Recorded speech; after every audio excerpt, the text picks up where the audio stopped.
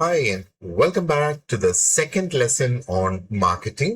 For Unit 1 special topics unit 1 ഭാഗമായ marketing അതിന്റെ second പാർട്ടാണ്. അപ്പൊ നമ്മൾ ഒരു ക്വിക്ക് ഇൻട്രൊഡക്ഷൻ ആണ് നമ്മൾ കഴിഞ്ഞ പാർട്ടിൽ ബേസിക്കലി നടത്തിയത്. പ്രീവിയസ് ഇയേഴ്സിൽ വന്ന ക്വസ്റ്റ്യൻസ് എങ്ങനെയൊക്കെ ആയിരുന്നു എന്ന് നമ്മളത് നോക്കി. അപ്പോ നമുക്ക് ഏകദേശം ഇപ്പം അതിന്റെ ആ ഒരു ട്രെൻഡ് ഒന്ന് മനസ്സിലായിട്ടുണ്ട്, എങ്ങനെയാണ് അത് വരിക എന്നുള്ളത് അല്ലെ.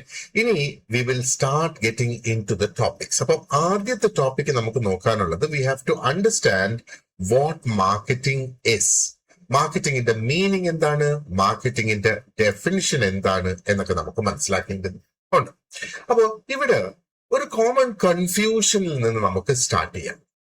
മാർക്കറ്റിംഗ് എന്ന ആ ഒരു വേർഡ് നിങ്ങൾ കേൾക്കുന്ന സമയത്ത് എന്താണ് നിങ്ങളുടെ മൈൻഡിൽ വരിക? So what comes to your mind marketing എന്ന വേർഡ്, ആ ഒരു വാക്ക് നമ്മൾ കേൾക്കുമ്പോഴേക്കും? പല ആൾക്കാർക്കും പെട്ടെന്ന് നമുക്ക് പൊതുവെ നമ്മുടെ മനസ്സിൽ പെട്ടെന്ന് വരിക കുറെ പരസ്യങ്ങളാണ് അല്ലെ. നമ്മൾ ടി വിയിൽ പരസ്യങ്ങൾ കാണാറുണ്ട്, അതേപോലെ പോസ്റ്റേഴ്സ് കാണാറുണ്ട്, സോഷ്യൽ മീഡിയയിൽ, യൂട്യൂബിൽ നമ്മളൊരു വീഡിയോ കണ്ടുകൊണ്ടിരിക്കുകയാണെങ്കിൽ അതിന്റെ ഇടയിൽ 1000 പരസ്യങ്ങൾ അവിടെ വരും.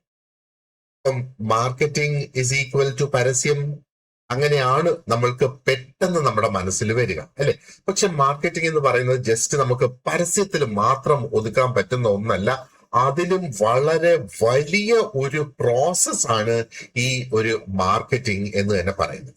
അപ്പം മാർക്കറ്റിങ്ങിനെ ഒരു സിംഗിൾ ആക്ടിവിറ്റി, ഇപ്പൊ പരസ്യം എന്ന് പറയുന്ന ഒരു സിംഗിൾ ആക്ടിവിറ്റിയാണ്, അഡ്വർടൈസ്മെന്റ് അല്ലെ. അപ്പം marketing is not a single activity. അഡ്വർടൈസിങ്ങും അല്ല, സെല്ലിങ്ങും അല്ല മാർക്കറ്റിംഗ് എന്ന് പറയുന്നത്. It is way beyond that. മാർക്കറ്റിങ്ങിനെ നമ്മൾ ഒരു പ്രോസസ് എന്ന നിലയിലാണ് നമ്മൾ അതിനെ മനസ്സിലാക്കേണ്ടത്. അപ്പം ആദ്യത്തെ വേർഡ് ഇവിടെ പ്രോസസ് എന്നുള്ളതാണ്. That is how we understand marketing, or we have to understand marketing. അപ്പം ഒരു പ്രോസസ് എന്ന് പറയുമ്പോൾ അതിന്റെ പ്രത്യേകത എന്താണ്? പ്രോസസ് എന്ന് പറയുമ്പോഴത്തേക്ക് അതിന് ഒരു സ്റ്റാർട്ടിങ് ഉണ്ടാകും, ഒരു എൻഡിങ് ഉണ്ടാകും. അത് കണ്ടിന്യൂസ് ആയിട്ട് നടക്കുന്ന ഒരു സ്റ്റെപ്സ് ആണ്, അല്ലെങ്കിൽ എന്താ പറയേണ്ടത്, പല നടപടികൾ ഒന്നിനു പുറകെ ഒന്നായിട്ട് നടക്കുന്നതാണ് മാർക്കറ്റിംഗ് എന്ന് പറയുന്നത്. അതുകൊണ്ട് അതാണ് പ്രോസസ് എന്ന് പറയുന്നത്, മാർക്കറ്റിംഗ് അല്ല പ്രോസസ് എന്ന് പറയുന്നത് അല്ലെ. So one after another to reach a goal. അപ്പൊ ഇവിടെ ഒരു ഗോൾ ഉണ്ട്, അല്ലെങ്കിൽ ഇവിടെ നമുക്ക് ഒരു എയിം ഉണ്ട്, എന്തെങ്കിലും ഒന്ന് അച്ചീവ് ചെയ്യേണ്ടതായിട്ട്. അപ്പോ വീണ്ടും ഒന്നും കൂടെ പറയട്ടെ, മാർക്കറ്റിംഗ് എന്ന് പറയുന്നത് വൺ സിംഗിൾ ആക്ഷൻ അല്ല. അത് സെല്ലിംഗ് മാത്രമല്ല, അഡ്വർടൈസിങ് മാത്രമല്ല, അതൊരു ഓൺഗോയിങ് ആയിട്ടുള്ള ഒരു സെറ്റ് ഓഫ് ആക്ടിവിറ്റീസ് ആണ്. ആൻഡ് പലപ്പോഴും ഒരു പ്രോഡക്റ്റ് മാർക്കറ്റിൽ അവൈലബിൾ ആകുന്നതിന് മുന്നേ തന്നെ മാർക്കറ്റിംഗ് അവിടെ സ്റ്റാർട്ട് ആകും. ഇനി ഒരു വ്യക്തി ഒരു പ്രോഡക്റ്റ് വാങ്ങിയതിനു ശേഷമോ ആ പ്രോഡക്റ്റ് മാർക്കറ്റിൽ എത്തിയിട്ട് അത് കടകളിലെത്തി, അത് മാർക്കറ്റിലെത്തി, കടകളിലെത്തി, അതിനുശേഷം മാർക്കറ്റിംഗ് അവസാനിക്കോ? അതിനുശേഷവും മാർക്കറ്റിംഗ് അവസാനിക്കില്ല എന്നുള്ളതാണ്. So it is an ongoing set of activities that starts early and continues even after the customer buys എന്നുള്ളതാണ്. സോ മാർക്കറ്റിംഗ് എന്ന് പറയുമ്പോൾ it is not limited or confined to advertising. Okay, അത് അഡ്വർടൈസിംഗിൽ limited അല്ല, അത് സെല്ലിംഗിൽ limited അല്ല. Selling എന്ന് പറയുമ്പോഴത്തേക്ക് പലപ്പോഴും നമുക്ക് കസ്റ്റമേഴ്സിനെ കൺവിൻസ് ചെയ്യേണ്ടതായിട്ട് വരും അത് വാങ്ങുന്നതിന്. അതിലും അല്ല, എന്നാ എന്താ പറയേണ്ടത്, പബ്ലിസിറ്റി നമ്മൾ കൊടുക്കേണ്ടതായിട്ടുണ്ട്. I mean to get attention from people. ഇതിലൊന്നും ലിമിറ്റഡ് അല്ല മാർക്കറ്റിംഗ് എന്ന് പറയുന്നത്. ഞാൻ ഈ പറഞ്ഞ കാര്യങ്ങൾ, അഡ്വർടൈസിങ്, സെല്ലിംഗ്, പബ്ലിസിറ്റി, ഇതൊക്കെ മാർക്കറ്റിംഗിന്റെ ഡിഫറെന്റ് പാർട്സ് ആണ്.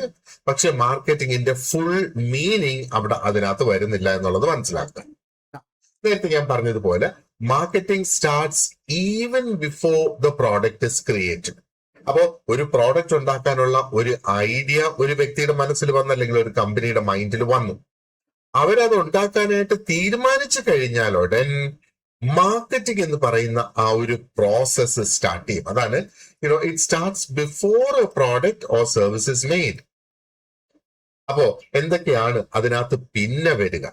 ഇവിടെ ചെയ്യുന്നതെന്ന് പറഞ്ഞാല് they are trying to understand what people need, what people want and what people value. ഈ 3 കാര്യങ്ങൾ വളരെ പ്രധാനപ്പെട്ടതാണ്. അപ്പൊ നമുക്കിത് ഓരോന്നും നമുക്ക് സെപ്പറേറ്റ് ആയിട്ട് നമുക്ക് നോക്കേണ്ടതായിട്ടുണ്ട്. നീഡ്, വോണ്ട് ആൻഡ് വാല്യൂ, ഈ ടേംസും നമ്മൾ കൃത്യമായിട്ട് ഒന്ന് മനസ്സിലാക്കണം. നീഡ് എന്ന് പറയുമ്പോഴത്തേക്ക് ഒരു ബേസിക് ആയിട്ടുള്ള ഒരു നെസസിറ്റി ആണ് നീഡ് എന്ന് പറയുന്നത്, അല്ലേ? ഫോർ എക്സാമ്പിൾ ഫുഡ്, ഭക്ഷണം, അത് ഒരു ഒരു ഒരു അവശ്യ വസ്തുവാണ്, ഒരു നീഡാണത്. ക്ലോതിങ്, നമ്മൾ ഇടുന്ന തുണികൾ, അതൊരു നീഡാണ്. ഷെൽട്ടർ, വീട്, അല്ലെ? അതേപോലെ സേഫ് ആയിട്ട് ട്രാവൽ ചെയ്യാൻ കഴിയുക, ഇതൊക്കെ നമുക്ക് നീഡ്സ് ആണ്. ഇത് നമുക്ക് ഒഴിച്ചുകൂടാൻ കഴിയാത്ത സംഗതികളാണ്. ഇനി വോണ്ട് എന്ന് പറയുമ്പോഴോ അത് നമ്മുടെ ഡിസയർ ആണ്. അതൊരു ബേസിക് നീഡ് അല്ല, അതില്ലാതെയും നമുക്ക് ജീവിക്കാം. പക്ഷേ നമ്മൾ ഡിസയർ ചെയ്യുന്നു നമുക്കത് വേണം എന്നുള്ളത്. അപ്പോ ഡിസയർ എന്ന് പറയുമ്പോഴത്തേക്ക് അത് ഒരു സ്പെസിഫിക് ഫോം ഓഫ് നീഡാണ്, നീഡിന്റെ ഒരു പ്രത്യേക രൂപം എന്നുള്ളതാണ്. ഈ ഒരു ഡിസയറിനെ പലപ്പോഴും രൂപപ്പെടുത്തുന്നത് ഓരോരുത്തരുടെ ആ ഒരു അഭിരുചി, ഓരോരുത്തരുടെ ടേസ്റ്റ്, ഓരോരുത്തരുടെ കൾച്ചർ ഒക്കെയാണ് ഈ ഒരു ഡിസയറിനെ രൂപപ്പെടുത്തുന്നത്. ഓക്കെ, അതിന്റെ അപ്പൊ ഒരു എക്സാമ്പിൾ നോക്കാനാണെന്നുണ്ടെങ്കിൽ, ഒന്ന്, യു നീഡ് ഫുഡ്, പക്ഷേ you desire biryani. Again, you need food, പക്ഷേ എന്റെ ആഗ്രഹം എന്താണ്? പിസ്സ കഴിക്കുക എന്നുള്ളതാണ്. ഇനി അതും അല്ലെങ്കിൽ എന്റെ ആഗ്രഹം എന്താണ്? എനിക്ക് ഫുഡ് വേണം, എനിക്ക് ഒരു ഹൈ ക്ലാസ് വെജിറ്റേറിയൻ മീൽ വേണം എന്നുള്ള എന്റെ ഒരു ആഗ്രഹം. അതാണ് ആ ഒരു നീഡും ഡിസയറുമായിട്ടുള്ള ആ ഒരു ഡിഫറൻസ്. അപ്പൊ നമുക്ക് ഫുഡ് വേണം, ആ വിശപ്പടക്കുന്നതിന് നമുക്ക് ഏത് തരം ഭക്ഷണവും കഴിക്കാം. നമുക്ക് വീട്ടിലുണ്ടാക്കിയിട്ടുള്ള, വീട്ടിൽ അവൈലബിൾ ആയിട്ടുള്ള ഭക്ഷണം കഴിക്കാം. അതേസമയം നമുക്ക് ഒരു ബക്കറ്റ് ബിരിയാണി മേടിച്ച് അതും നമുക്ക് കഴിക്കാം. അപ്പൊ ആ ഒരു നീഡിന്റെയും വോണ്ടിന്റെയും ആ ഒരു ഡിഫറൻസ് അവിടെ നിൽക്കുന്ന കണ്ട. വോണ്ട് എന്ന് പറയുന്നത് നമ്മൾ സ്പെസിഫിക്കലി ചൂസ് ചെയ്യുക എന്നുള്ളത് ആണ് വോണ്ടിന്റെ കാര്യം അവിടെ വരിക. ഇനി വാല്യൂ അല്ലെങ്കിൽ മൂല്യം, നമ്മൾ അതിന് എന്ത് മൂല്യം കൽപ്പിക്കുന്നു, എന്ത് വാല്യൂ കൊടുക്കുന്നു എന്നുള്ളത്. അതായത് വാല്യൂ എന്ന് പറയുമ്പോഴത്തേക്ക് ഒരു കസ്റ്റമറിന് കിട്ടുന്ന ബെനഫിറ്റ് ആണ് വാല്യൂ എന്ന് പറയുന്നത്.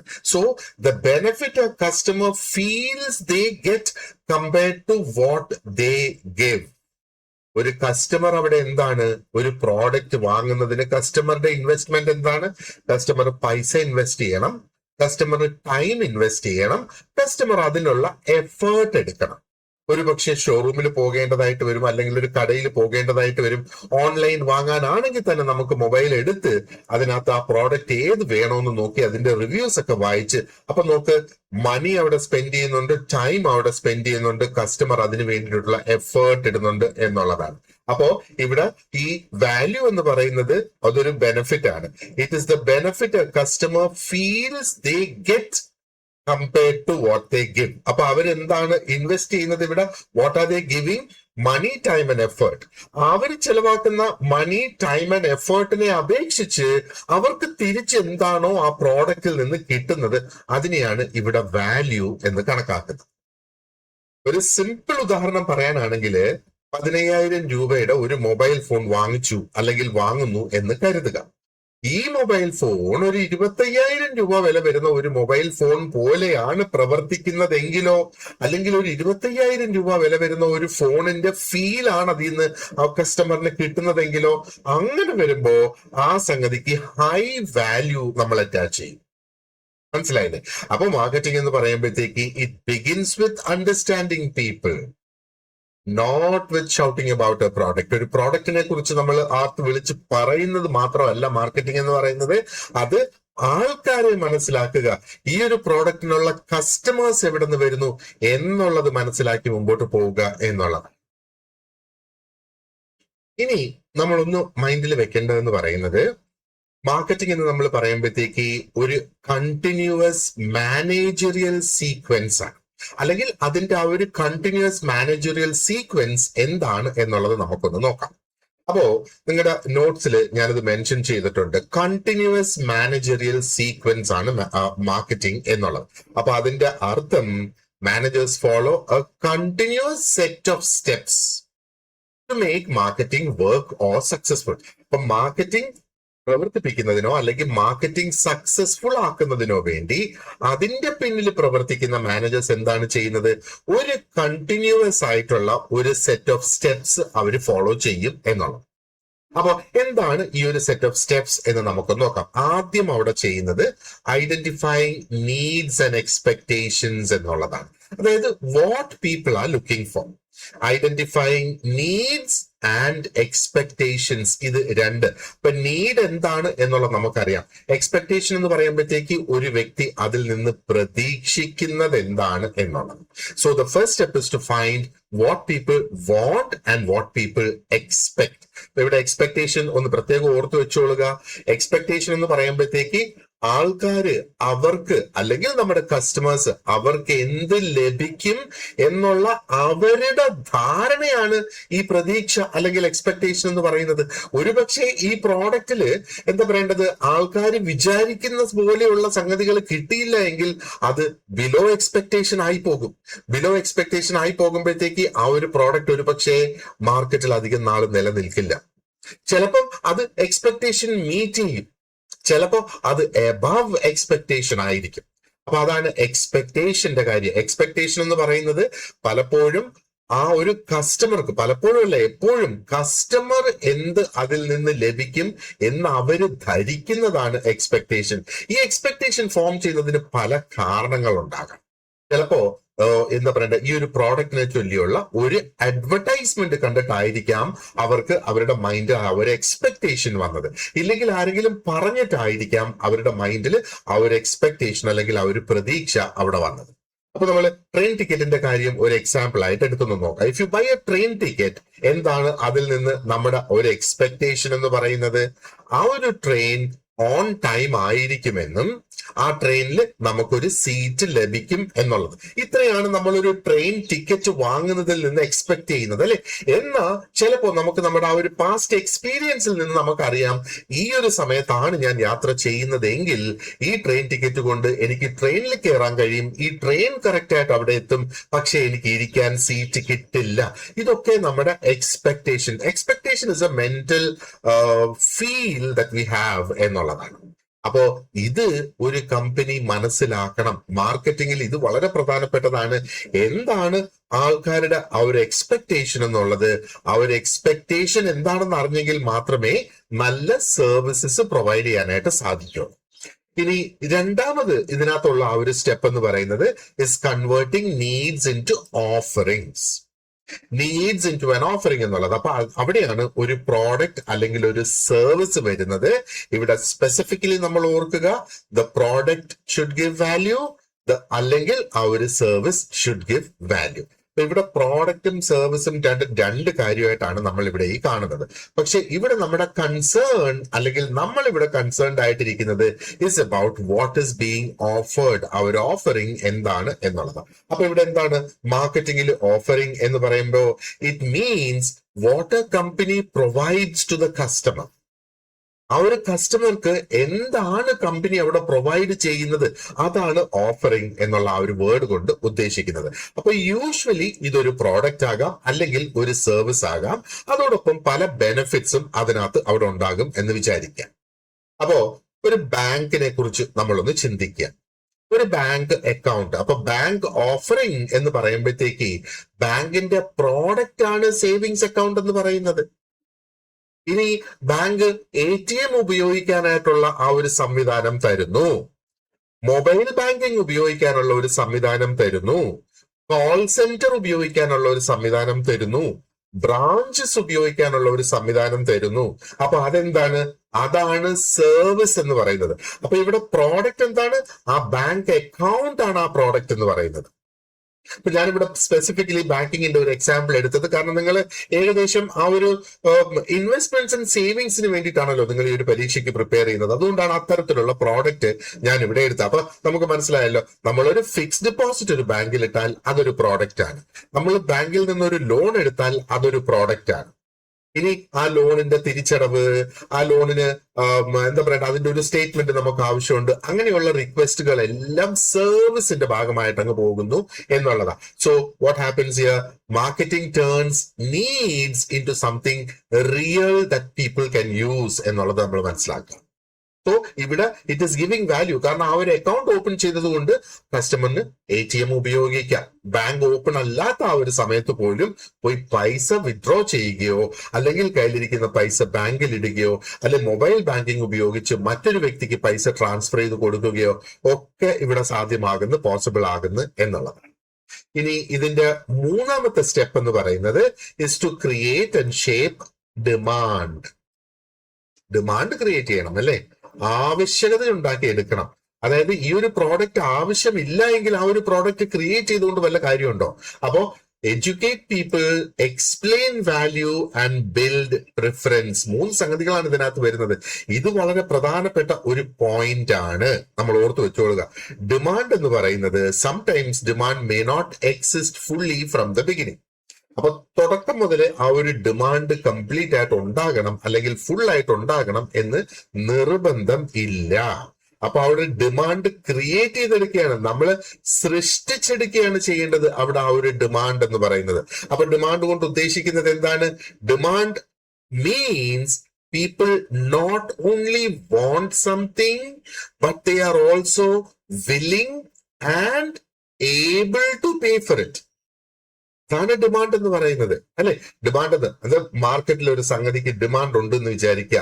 ഡിമാൻഡ് ഉള്ള ഈ സംഗതി നമ്മൾ പലപ്പോഴും പറയുള്ളൂ ഭയങ്കര ഡിമാൻഡ്, അത് കിട്ടാൻ ഭയങ്കര പാടായിരിക്കും. അതെന്തുകൊണ്ടാണ്? അത് കടകളിൽ വരുന്നതനുസരിച്ച് ആൾക്കാർ വാങ്ങിച്ചു കൊണ്ടേയിരിക്കുന്നു. അപ്പൊ ഇത് വാങ്ങിച്ചു കൊണ്ടേയിരിക്കുന്നത് എന്തുകൊണ്ടാണ്? ആൾക്കാർക്ക് അത് വാങ്ങാനുള്ള സാമ്പത്തികം പൈസ കയ്യിലുണ്ട് ആൻഡ് ആൾക്കാർക്ക് അതിന്റെ ആവശ്യവുമുണ്ട്. അപ്പൊ ഡിമാൻഡ് എന്ന് പറയുമ്പോഴത്തേക്ക് പീപ്പിൾ വോണ്ട് സംതിങ്, അവർക്ക് അതിന്റെ ആ ഒരു ആവശ്യകതയുണ്ട്. And at the same time അവർ വില്ലിങ് ആണ് അതിന് പേ ചെയ്ത് അതിന് പൈസ മുടക്കി അത് മേടിച്ചു കൊണ്ട് പോകാനായിട്ട്. Sometimes people don't know the value of A new product. ഒരു പുതിയ പ്രോഡക്റ്റ് മാർക്കറ്റിൽ വരുമ്പോൾ, പ്രത്യേകിച്ചും ബാങ്കിങ് റിലേറ്റഡ് ആയിട്ടുള്ള പ്രോഡക്ട്സ് മാർക്കറ്റിൽ വരുന്ന സമയത്ത് ആൾക്കാർക്ക് അതിന്റെ കൃത്യമായ വാല്യൂ അറിയണം എന്ന് നിർബന്ധമില്ല. ഇവിടെ മാർക്കറ്റിങ്ങിന് സഹായിക്കാനായിട്ട് സാധിക്കും. എങ്ങനെയാണ്?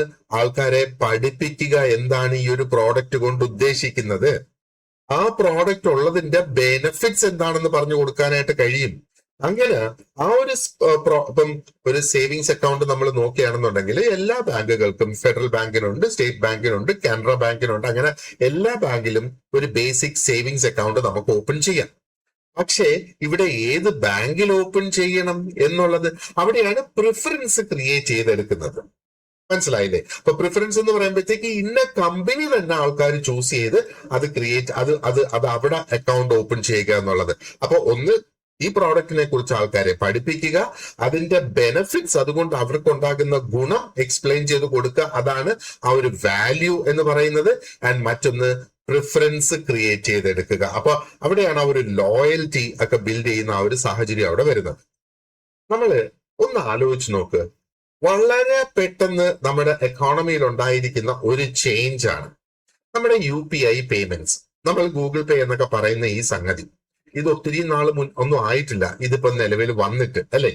അപ്പൊ അത് നിലവിൽ വരുന്നിടം വരെ എല്ലാ കാര്യങ്ങൾക്കും നമ്മൾ പൈസ കൊണ്ട് നടക്കുമായിരുന്നു. ATM പോയി പൈസ വിഡ്രോ ചെയ്ത് ആ ക്യാഷ് കൊടുത്ത് സാധനം വാങ്ങുക എന്നുള്ള ആ ഒരു പ്രിഫറൻസ് ആയിരുന്നു നമുക്കുണ്ടായിരുന്നത്. പലപ്പോഴും നമ്മൾ എന്തെങ്കിലും ഒന്ന് ഓൺലൈൻ വാങ്ങിച്ചാൽ പോലും അതിന് ക്യാഷ് ഓൺ ഡെലിവറി ഓപ്ഷൻ ഉണ്ടോ എന്നൊക്കെ നോക്കിയിട്ട് ആ സാധനം വരുന്ന സമയത്ത് പൈസ കൊടുക്കുക എന്നൊക്കെയുള്ള ഒരു മൈൻഡ് സെറ്റ് ഉള്ള ആൾക്കാരായിരുന്നു കൂടുതലും. പിന്നെ നമ്മൾ നോക്കിയപ്പോ, അല്ലെങ്കിൽ ഇപ്പൊ നമ്മൾ കാണുന്ന എന്താണ്, ഈ UPI പേയ്മെന്റ്സിനുള്ള ഡിമാൻഡ് വളരെയധികം കൂടി. അത് കൂടിയതിന്റെ എങ്ങനെയാണ് അത് കൂടിയതെന്ന് ചിന്തിച്ചു നോക്കിയേ. അത് എന്താ പറയേണ്ടത്, അതിനെ കുറിച്ച് ആൾക്കാരെ ബോധവാന്മാരാക്കി. പീപ്പിൾ വെ ടോട്ട്, ഒന്ന് അത് ഫാസ്റ്റ് ആണെന്നും മറ്റൊന്ന് അത് സേഫ് ആണെന്നും കൺവീനിയന്റ് ആണ് എന്നുള്ള ആ ഒരു രീതിയിലേക്ക് അല്ലേ. നമുക്ക് ചില്ലറയുടെ കാര്യം കുറിച്ച് ചിന്തിക്കണ്ട. അപ്പോ എന്താ പറയേണ്ടത്, 10 രൂപയുടെ ഒരു സാധനം മേടിച്ചിട്ട് നമ്മുടെ കയ്യിൽ 100ന്റെ ഒരു നോട്ടാണ് ഇരിക്കുന്നത്. ഇവിടെ ആ ഒരു പ്രശ്നം UPIക്ക് വരുന്നില്ല. ആ ഒരു 10 രൂപ മാത്രം നമ്മൾ പേ ചെയ്താൽ മതി. 5 രൂപയാണെങ്കിലും അത് മാത്രം നമ്മൾ പേ ചെയ്താൽ മതി, അല്ലെ? അവിടെ ചില്ലറ വേണമെന്നോ അങ്ങനെയുള്ള ഒരു കോൺസെപ്റ്റേ ഇവിടെ വരുന്നില്ല എന്നുള്ളത്. അപ്പൊ ഇവിടെയാണ് ആ ഒരു ഡിമാൻഡ് ശരിക്കും ക്രിയേറ്റ് ചെയ്തെടുത്തിരിക്കുന്നത്.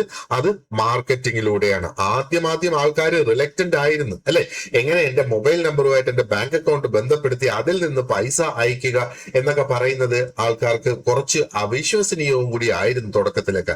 പക്ഷെ marketing step in and marketing ആൾക്കാരെ എഡ്യൂക്കേറ്റ് ചെയ്ത് അവിടെ ആ ഒരു ഡിമാൻഡ് ക്രിയേറ്റ് ചെയ്ത് എടുത്തു എന്നുള്ളതാണ്. അപ്പം മാർക്കറ്റിംഗ് എന്ന് പറയുമ്പോഴത്തേക്ക് നമ്മൾ ഒരു കാര്യം കൂടെ ഓർക്കുക, എപ്പോഴും നിർബന്ധിച്ച ആൾക്കാരെ കൊണ്ട് എന്തെങ്കിലും ഒന്ന് വേടിപ്പിക്കുക എന്നുള്ളതല്ല.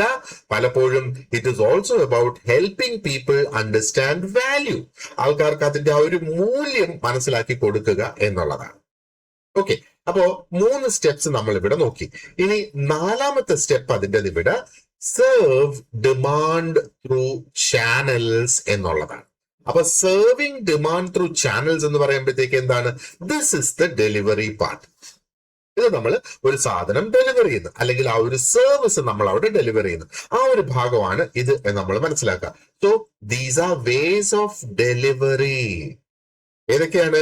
നമുക്ക് കടകളിൽ പോയി നേരിട്ട് വാങ്ങാം, ഓൺലൈൻ ആപ്പ് വഴി വാങ്ങാം, അവർ വീട്ടിൽ കൊണ്ടുവരും, ആൻഡ് ഡിസ്ട്രിബ്യൂട്ടേഴ്സ്. ഇതൊക്കെ ഈ ഒരു ഡെലിവറി ചാനൽസിന്റെ ഭാഗമായിട്ട് വരും എന്നുള്ളതാണ്. അപ്പം ചാനൽസ് എന്ന് പറയുമ്പോഴത്തേക്ക് ഇവിടെ നമ്മൾ ഈ ചാനൽസ് എന്നുള്ള വാക്ക് തന്നെയാണ് നമ്മൾ ഇതിനകത്ത് കീവേഡ് ആയിട്ട് എടുക്കേണ്ടത്. ചാനൽസ് എന്ന് പറയുമ്പോഴത്തേക്ക് these are the different Roots through which product or service reach customers. ഒരു പ്രോഡക്റ്റ് അല്ലെങ്കിൽ ഒരു സർവീസ് അത് വാങ്ങാൻ തീരുമാനിച്ച് പൈസ അടച്ച് വാങ്ങിയ ആ കസ്റ്റമർ അടുത്ത് എത്തുന്ന മാർഗമാണ് ചാനൽ എന്ന് പറയുന്നത്. ഉദാഹരണത്തിന് നമ്മുടെ ഈ ഒരു കോഴ്സ് എടുക്കുക. ഈ ഒരു കോഴ്സ് അതിന്റെ ഡെലിവറി എങ്ങനെയാണ്? ഞാൻ ഗൂഗിൾ ക്ലാസ് റൂം ആപ്പ് ഉപയോഗിക്കുന്നു, അല്ലെ? അതേപോലെ യൂട്യൂബ് ഉപയോഗിക്കുന്നു. ഇത് യൂട്യൂബും ഗൂഗിൾ ക്ലാസ് റൂമും ഉപയോഗിച്ചിട്ടാണ് ആ ഒരു കോഴ്സ് നിങ്ങളിലേക്ക് എത്തുന്നത്. അപ്പൊ ആ ഒരു ഡെലിവറി അവിടെ നടക്കുന്നത് ആ ഒരു രീതിയിലാണ്, അല്ലെ? അപ്പം മറ്റ് എക്സാമ്പിൾസ് നോക്കി. അപ്പൊ ബിസ്ക്കറ്റിനെ സംബന്ധിച്ചിടത്തോളം നമ്മൾ നോക്കുകയാണെന്നുണ്ടെങ്കിൽ അതിന് ഒരു ഹോൾസെയിലർ ഉണ്ടാകും, ഒരു റീറ്റെയിലർ ഉണ്ടാകും, എന്നിട്ട് കസ്റ്റമറിലേക്ക് എത്തിക്കുന്നു, അല്ലെ? അപ്പൊ ഹോൾസെയിലർ എന്ന് പറയുന്ന വ്യക്തിയാണ് ആ ഒരു കമ്പനിയിൽ നിന്ന് അത് ബൾക്കായിട്ട് ലോഡ് കണക്കിന് കൊണ്ടുവന്ന് സൂക്ഷിച്ചിട്ട് അത് അവിടെ നിന്ന് ലോക്കലായിട്ടുള്ള കൊച്ചു കടകളിലേക്ക് എത്തിക്കുന്നത്. ആ കടകളാണ് റീറ്റെയിലേഴ്സ് എന്ന് പറയുന്നത്. അവിടെയാണ് നമുക്ക് പോയി 1 പാക്കറ്റ് 2 പാക്കറ്റ് വീതം നമുക്ക് വാങ്ങാനായിട്ട് സാധിക്കുക. അപ്പൊ ഈ റീറ്റെയിലർ വിൽക്കുന്നത് പോലെ വിൽക്കാനുള്ള അധികാരം ഹോൾസെയിലർക്ക് ഇല്ല എന്നുള്ളതാണ്. ഇനി ഓൺലൈൻ ഷോപ്പിംഗ് ആപ്പിനെ കുറിച്ച് നമ്മളൊന്ന് ആലോചിച്ച് നോക്കുക.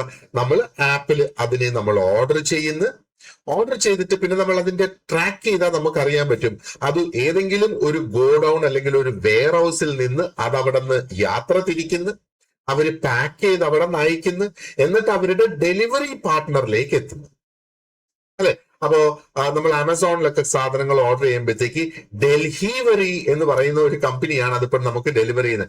അത് മറ്റൊരു കമ്പനിയാണ്. ആ കമ്പനിക്കാർ അത് അവിടെ ആ ഗോഡൌണിൽ നിന്ന് കളക്ട് ചെയ്ത് അത് കോമൺ ആയിട്ട് ഏതെങ്കിലും ഒരു എന്താ പറയേണ്ടത് നമ്മുടെ വീടിനടുത്തുള്ള ഒരു സ്ഥലത്ത് എത്തിയിട്ട് അവിടെ നിന്ന് ഒരു വ്യക്തി ബൈക്കിലോ സ്കൂട്ടറിലോ അത് നമ്മുടെ വീട്ടിലേക്ക് കൊണ്ടുവന്ന് തരുന്നു. അപ്പൊ ആ ഒരു ഡെലിവറി നമുക്കിപ്പം അറിയാമല്ലോ. So delivery is also very important. ഇനി സർവീസസിനെ കുറിച്ച് നമ്മൾ പറയുന്ന സേവനങ്ങളെ കുറിച്ച് പറയാനാണെങ്കിൽ നമുക്ക് ബാങ്കിന്റെ ബ്രാഞ്ചുകളിൽ പോയിട്ട് പല സേവനങ്ങളും അവിടെ നിന്ന് നമുക്ക് എന്താ പറയേണ്ടത് നേടാം. അതേപോലെ ബാങ്കിന്റെ വെബ്സൈറ്റിൽ കൂടെ നമുക്ക് പല സേവനങ്ങളും നമുക്ക് നേടാം. സർവീസസ് അതാണ്, സേവനങ്ങളാണ്, അല്ലെ? അതേപോലെ കോൾ സെന്റർ വഴിയും സേവനങ്ങൾ നമുക്ക് നേടാം എന്നുള്ളതാണ്. അപ്പോ മാർക്കറ്റിംഗില് ചുരുക്കത്തിൽ ഇത്രയാണ് നമ്മൾ മനസ്സിലാക്കേണ്ടത്. മാർക്കറ്റിംഗ് എന്ന് പറയുമ്പോഴത്തേക്ക് ആ ഒരു എൻറ്റയർ സിസ്റ്റം അതിനകത്ത് വരുന്നു. and ഈ സിസ്റ്റം എന്ന് പറയുമ്പോഴത്തേക്ക് right from making the product available in the right place at the right time അത് ഇൻക്ലൂഡ് ചെയ്യത്തക്ക രീതിയിലുള്ള ആ ഒരു കംപ്ലീറ്റ് സിസ്റ്റമാണ് മാർക്കറ്റിംഗ് എന്ന് പറയുന്നത്. മാത്രമല്ല മാർക്കറ്റിംഗ് ഓൾസോ മെയിൻറ്റെയിൻസ് അല്ലെങ്കിൽ ഇറ്റ് സസ്റ്റെയിൻസ് റിലേഷൻഷിപ്സ്. അപ്പോ എന്താ പറയേണ്ടത്, ഈ ഒരു പോയിന്റ് ആണ് പലപ്പോഴും നമ്മൾ ഇഗ്നോർ ചെയ്യുന്നത്, അല്ലെങ്കിൽ കമ്പനീസ് ഇഗ്നോർ ചെയ്യുന്നതും ഈ ഒരു സംഗതി തന്നെയാണ്. മാർക്കറ്റിംഗ് എന്ന് പറയുമ്പോഴത്തേക്ക് അത് വാങ്ങി അല്ലെങ്കിൽ ഒരു കമ്പനിയെ സംബന്ധിച്ചിടത്തോളം അത് വിറ്റെടുത്ത് അവസാനിക്കുന്നില്ല എന്നുള്ളതാണ്. അപ്പൊ ഇനി എന്താണ് മാർക്കറ്റിംഗിന്റെ ഭാഗമായിട്ട് ഒരു പ്രോഡക്റ്റ് വിറ്റതിന് ശേഷവും ചെയ്യേണ്ടത്? കസ്റ്റമർ സാറ്റിസ്ഫാക്ഷൻ ഉറപ്പുവരുത്തണം.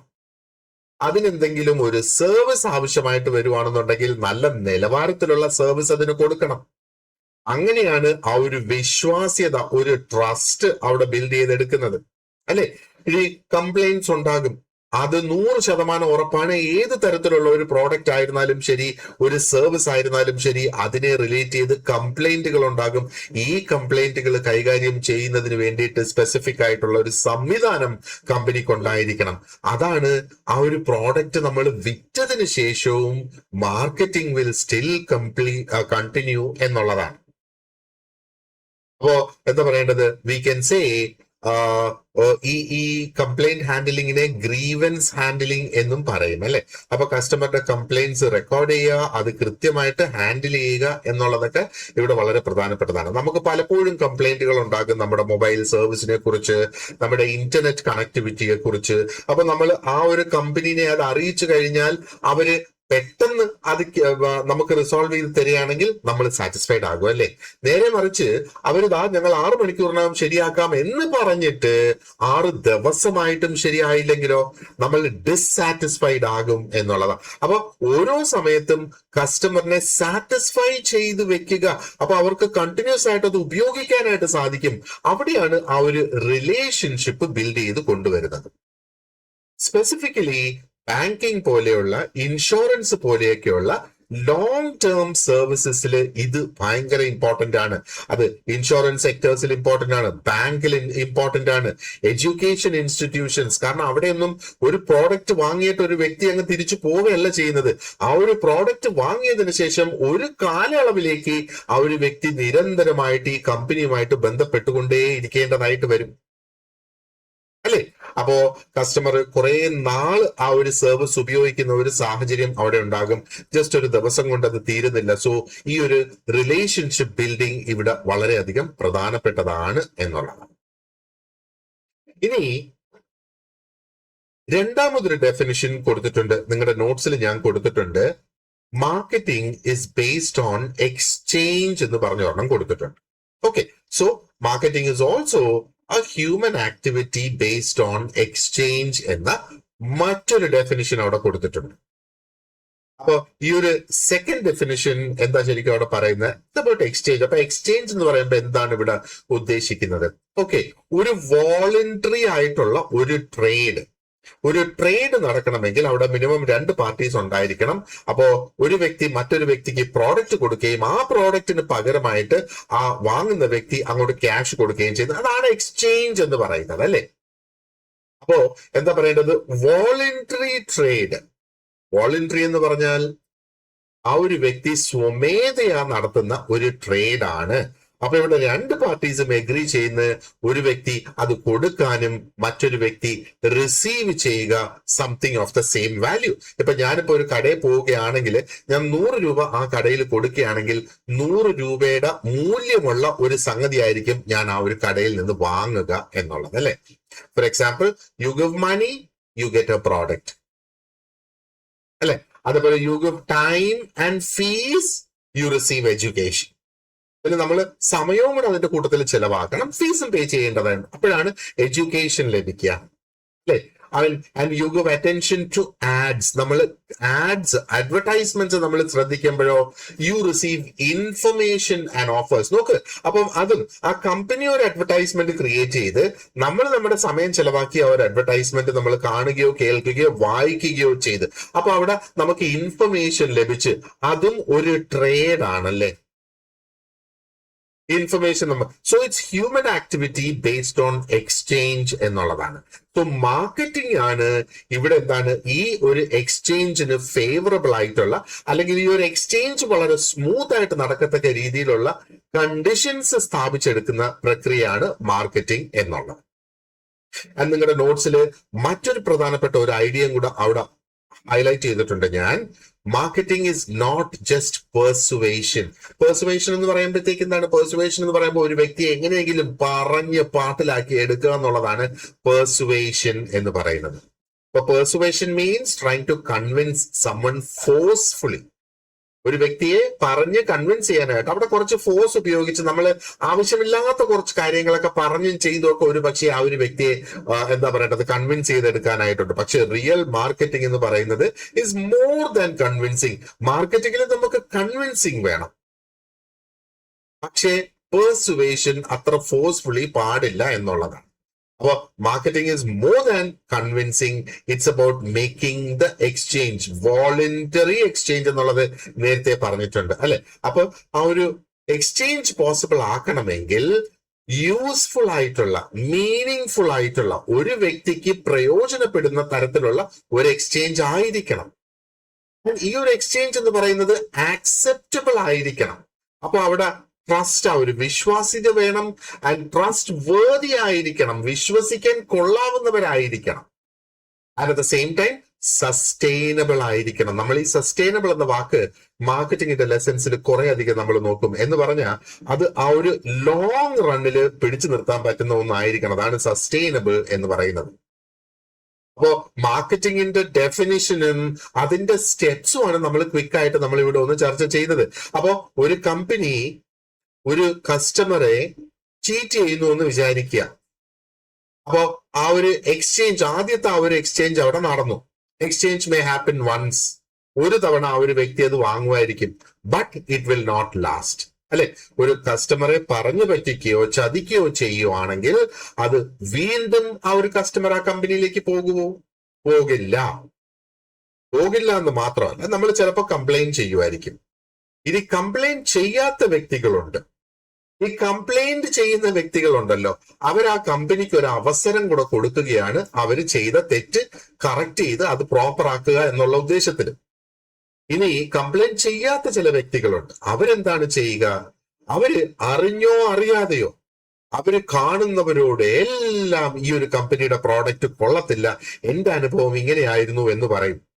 ആൻഡ് നമുക്കറിയാവുന്ന നമ്മുടെ സുഹൃത്തുക്കളും ബന്ധുക്കളും നമ്മളടുത്ത് ഒരു കമ്പനിയെ കുറിച്ചോ ഒരു പ്രോഡക്റ്റിനെ കുറിച്ചോ മോശമായിട്ടുള്ള ഒരു അഭിപ്രായം പറഞ്ഞാൽ നമ്മൾ ആ പ്രോഡക്റ്റ് വാങ്ങാനുള്ള സാധ്യത വളരെ വളരെ കുറവാണ്. ഇതിനെയാണ് വേർഡ് ഓഫ് മൗത്ത് പബ്ലിസിറ്റി എന്ന് പറയുന്നത് അല്ലേ. അപ്പൊ മാർക്കറ്റിംഗ് ശരിക്കും എയിം ചെയ്യേണ്ടത് എന്തിനു വേണ്ടിയിട്ടാണ്? ആ ഒരു ലോങ് ടേം ആക്സെപ്റ്റൻസ് ഇവിടെ ക്രിയേറ്റ് ചെയ്തെടുക്കണം. ആ ഒരു ഷോർട്ട് ടേം ട്രിക്കിംഗ് അല്ല. ഒരു ഷോർട്ട് ടേമിൽ ഒരു ഗെയിൻ ഉണ്ടാക്കുന്നതിന്, പെട്ടെന്നൊരു ഗെയിൻ ഉണ്ടാക്കുന്നതിന് വേണ്ടിയിട്ട് ആൾക്കാരെ വഞ്ചിച്ച് അതിലേക്ക് അടുപ്പിക്കുക എന്നുള്ളതല്ല മാർക്കറ്റിംഗ് കൊണ്ട് ഉദ്ദേശിക്കുന്നത്. Okay, so now let us quickly look at some questions. നമ്മളിപ്പോ ഈ ഡിസ്കസ് ചെയ്ത കോൺസെപ്റ്റ്സ് നമുക്ക് കൃത്യമായിട്ട് മനസ്സിലായിട്ടുണ്ടോ ഇല്ലയോ എന്ന് നോക്കുന്നതിന് കുറച്ച് ക്വസ്റ്റ്യൻസ് നമുക്ക് ഇവിടെ നോക്കാം. So the first question here is, marketing is best understood as only advertising ആണോ, അതോ only selling ആണോ, അതോ a continuous process from identifying needs to after sales relationship ആണോ, അതോ is it only publicity? Well, already നിങ്ങൾ അതിന്റെ answer identify ചെയ്ത് കാണും. Option C is a right answer here. ഇതൊരു കണ്ടിന്യൂസ് പ്രോസസ് ആണ് from identifying needs to after sales relationship അല്ലെ. ഇനി രണ്ടാമത്തെ ക്വസ്റ്റ്യൻ നോക്കിയേ, മാർക്കറ്റിംഗ് ബിഗിൻസ്. അപ്പൊ എപ്പോ മാർക്കറ്റിംഗ് തുടങ്ങുന്നു എന്നാണ് ചോദ്യം ഇവിടെ. So when does marketing begin? After the product is launched. Product launch ചെയ്തതിന് ശേഷമാണോ? only when sales start falling, sales കുറയുമ്പോഴാണോ? before the product or service is created by understanding the customer needs അതാണോ? അതോ only after advertisement begins?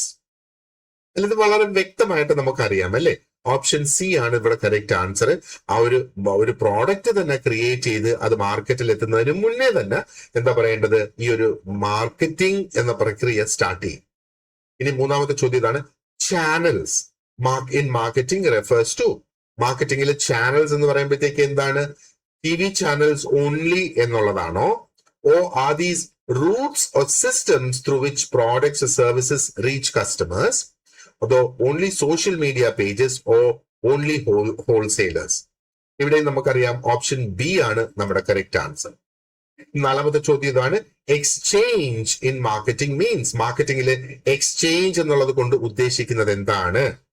Is it forced selling, or is it government taxation, or is it voluntary giving and receiving of value between parties, or only money transfer?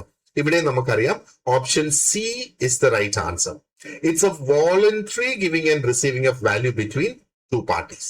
അല്ലെ, ആൾക്കാർ തങ്ങളില് voluntary ആയിട്ട് അവരുടെ എന്താ പറയേണ്ടത് ഒരു കൈമാറ്റം നടത്തുന്നു. അപ്പോ അവര് അങ്ങോട്ടും ഇങ്ങോട്ടും അന്യോന്യം മൂല്യം ലഭിക്കുന്ന ഒരു സാഹചര്യം, അതാണ് എന്താ പറയേണ്ടത് മാർക്കറ്റിംഗിലെ എക്സ്ചേഞ്ച് എന്നുള്ളത് കൊണ്ട് ഉദ്ദേശിക്കുന്നത്. ഇനി അടുത്തത് നമുക്ക് ഡിസ്കസ് ചെയ്യാനുള്ളത് multiple perspectives on what marketing is എന്നുള്ളതാണ്. അതായത് മാർക്കറ്റിംഗിനെ കുറിച്ചുള്ള വ്യത്യസ്തമായ വീക്ഷണങ്ങളാണ് മൾട്ടിപ്പിൾ പെർസ്പെക്ടിവ്സ് എന്ന് പറയുന്നത്. Yeah, I would also like to let you know that we have started classes for this exam. ഈ ഒരു അസിസ്റ്റന്റ് ഡയറക്ടർ തസ്തികയിലേക്കുള്ള എക്സാമിനുള്ള പ്രിപ്പറേഷൻ കോഴ്സ് നമ്മൾ ഓൾറെഡി സ്റ്റാർട്ട് ചെയ്തിട്ടുണ്ട്. അപ്പോൾ ഈ ഒരു കോഴ്സിൽ നിങ്ങൾക്ക് ലഭിക്കുക എന്ന് പറഞ്ഞാൽ കംപ്ലീറ്റ് റെക്കോർഡ് ചെയ്തിട്ടുള്ള വീഡിയോ ലെക്ചർ ക്ലാസ്സസ് ആണ് നിങ്ങൾക്ക് ലഭിക്കുക, ഓരോ ടോപ്പിക് വൈസ്. ഇപ്പൊ ഈ ലെസൺ കണ്ടതുപോലെ ഓരോ ടോപ്പിക് വൈസ് ആയിട്ടാണ് നമ്മൾ അത് ചെയ്യുക. അതോടൊപ്പം ഡീറ്റെയിൽഡ് ആയിട്ടുള്ള നോട്ട്സും ഉണ്ടാകും. ആ ഓരോ ടോപ്പിക്കും പ്രാക്ടീസ് ചെയ്യുന്നതിനുള്ള മൾട്ടിപ്പിൾ ചോയ്സ് ക്വസ്റ്റ്യൻസും നിങ്ങൾക്ക് അതോടൊപ്പം ലഭിക്കും എന്നുള്ളതാണ്. അപ്പൊ ഈ ക്വസ്റ്റ്യൻസ് എന്ന് പറയുന്ന ഹൈ വാല്യൂ ക്വസ്റ്റ്യൻസ് ആണ് നമ്മൾ ക്രിയേറ്റ് ചെയ്യുന്നത്. PSCയുടെ ആ ഒരു ലേറ്റസ്റ്റ് ട്രെൻഡും ആ ഒരു ലേറ്റസ്റ്റ് മോഡൽ ഓഫ് ക്വസ്റ്റ്യൻസ് അനുസരിച്ചാണ് ക്വസ്റ്റ്യൻസ് നമ്മൾ ക്രിയേറ്റ് ചെയ്ത് പോകുക. ഇനി നിങ്ങളെ എക്സാമിനും നമുക്ക് പ്രിപ്പയർ ചെയ്യണമല്ലോ. അപ്പൊ അതിന് വീക്ക്ലി നമ്മൾ മോക്ക് ടെസ്റ്റ് കണ്ടക്ട് ചെയ്യും. അതായത് ഓരോ വീക്കിലും തിങ്കളാഴ്ച മുതൽ വെള്ളിയാഴ്ച വരെ കവർ ചെയ്യുന്ന പോർഷൻസിന്റെ ഒരു ടെസ്റ്റ് നമ്മൾ ശനിയാഴ്ച തോറും നടത്തും. നമ്മൾ സിലബസ് കംപ്ലീറ്റ് കവർ ചെയ്തതിനു ശേഷം മോഡൽ എക്സാംസ് ഉണ്ടാകും. അപ്പൊ 100 മാർക്കിന്റെ ആ ഒരു ചോദ്യ പേപ്പർ ക്രിയേറ്റ് ചെയ്ത് എല്ലാ പോർഷൻസിൽ നിന്നും എത്ര മാർക്ക് വീതം അലോട്ട് ചെയ്തിട്ടാണോ വരുന്നത് അത്രയും മാർക്കിന്റെ വീതം ചോദ്യങ്ങൾ ഇൻക്ലൂഡ് ചെയ്ത് മോഡൽ എക്സാംസ് നമ്മളൊരു 12 മുതൽ 15 മോഡൽ എക്സാംസ് കണ്ടക്ട് ചെയ്യും. അത് റിവിഷൻ ചെയ്യുന്ന സമയത്തായിരിക്കും അത് ചെയ്യുക. ആൻഡ് റിവിഷൻ ടൈമിൽ നിങ്ങൾക്ക് ലൈവ് ആയിട്ടുള്ള ക്ലാസ്സുകളും ലഭിക്കും എന്നുള്ളതാണ്. അപ്പൊ ലൈവായിട്ട് നമ്മൾ ക്വസ്റ്റ്യൻ ഡിസ്കഷനൊക്കെയാണ് അതിനകത്ത് കൂടുതലും ചെയ്യുക. നിങ്ങൾക്ക് എന്തെങ്കിലും ഡൗട്ടുകളൊക്കെ ഉണ്ടെങ്കിൽ അതും ചോദിച്ച് ക്ലിയർ ചെയ്ത് പോകാം എന്നുള്ളതാണ്. ആൻഡ് ഇനി സിലബസ് നമുക്കറിയാം, ഇത് കഴിഞ്ഞ പരീക്ഷയുടെ സിലബസ് ആണ് നമ്മളിപ്പോൾ ഫോളോ ചെയ്യുന്നത്. എന്തെങ്കിലും കാരണവശാൽ സിലബസ് റിവൈസ് ചെയ്ത് PSC ഒരു പുതിയ സിലബസ് തരികയാണെങ്കിൽ ആ സിലബസ് നമുക്ക് ലഭിച്ചതിന് ശേഷം ഒരു 15 ദിവസത്തിനുള്ളിൽ പുതിയ സിലബസ് അനുസരിച്ചുള്ള ക്ലാസ്സുകൾ, അപ്പൊ അതിന് നമുക്ക് ചെറിയ ചില അഡ്ജസ്റ്റ്മെന്റുകൾ മാത്രമേ വരുത്തേണ്ടതായിട്ട് വരുള്ളൂ. അപ്പോൾ ചിലപ്പോൾ ചില ടോപ്പിക്സ് അതിൽ നിന്ന് ഒഴിവാക്കിയതാകാം, ചിലപ്പോൾ ചില ടോപ്പിക്സ് അതിനകത്ത് ഇൻക്ലൂഡ് ചെയ്തിട്ടുള്ളതാകാം, അല്ലെ. അതെല്ലാം ഒരു 15 ദിവസത്തിനുള്ളിൽ നമ്മൾ അത് റാറ്റിഫൈ ചെയ്ത് തരും എന്നുള്ളതാണ്. ആൻഡ് പ്രിലിംസ് ഉണ്ട് ഇതിന്, അത് നിങ്ങൾക്ക് അറിയാം അല്ലെ. പ്രിലിംസ് ഓൾറെഡി ഉണ്ട്. അപ്പൊ പ്രിലിംസിനുള്ള പ്രിപ്പറേഷനും അതിനുള്ള ആ ഒരു ക്വസ്റ്റ്യൻ പ്രാക്ടീസും ഒക്കെ നമ്മൾ ഈ കോഴ്സിന്റെ കൂട്ടത്തിൽ നിങ്ങൾക്ക് പ്രൊവൈഡ് ചെയ്യുന്നതാണ്. അപ്പൊ കോഴ്സിൽ ജോയിൻ ചെയ്യുന്നതിന് വേണ്ടിയിട്ട് നിങ്ങൾക്ക് എന്നെ കോൺടാക്ട് ചെയ്യാം. എന്നെ കോൺടാക്ട് ചെയ്യാനുള്ള നമ്പർ ഞാൻ ഈ ഒരു വീഡിയോയുടെ ഡിസ്ക്രിപ്ഷൻ ബോക്സിൽ കൊടുത്തിട്ടുണ്ടാകും. ആ ഒരു നമ്പർ വെച്ചിട്ട് യു ക്യാൻ ഇത് കോൾ മീ, അല്ലെങ്കിൽ എന്താ പറയേണ്ടത് ഒരു മെസ്സേജ് അയച്ചാൽ മതി. I will respond to you. Alright, so thank you very much for watching this lesson, and you have an excellent day ahead. Wish you all the very best and see you in class.